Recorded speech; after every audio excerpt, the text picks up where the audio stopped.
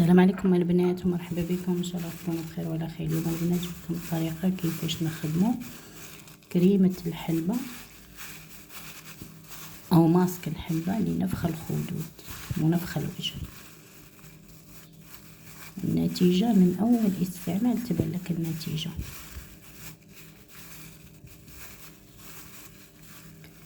نبداو على بركه الله. تجيبوا الحلبه هكذا حب، نجيبوا كاسرونه ولا حاجه نديروا فيها شويه حلبه في الماء سخون، في الماء دافي، ونخلوها حتى تطلق اللون تاعها كيما هكذا.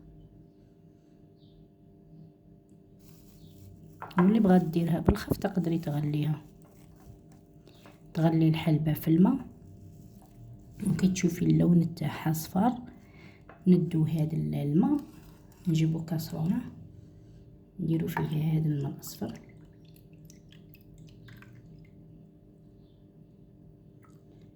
هكذا بهذا الشكل،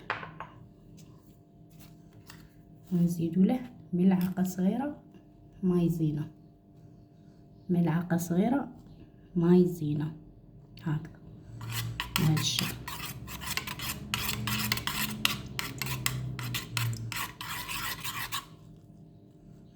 ونخلطوها مليح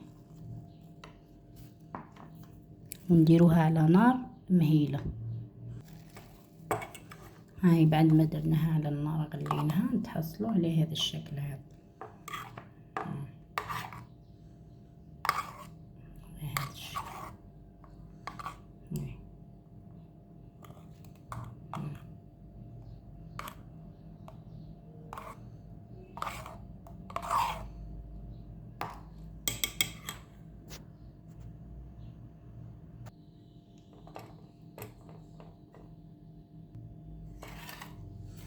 ابليكيها على البلاصه اللي باغيين ينفخوها هكذا بهذا الشكل،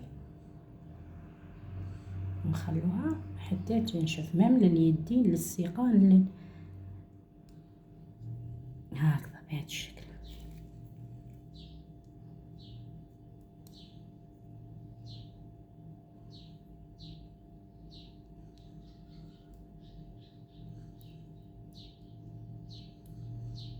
بهذا الشكل ونخلوها حتى تنشف مليح ونغسلوها.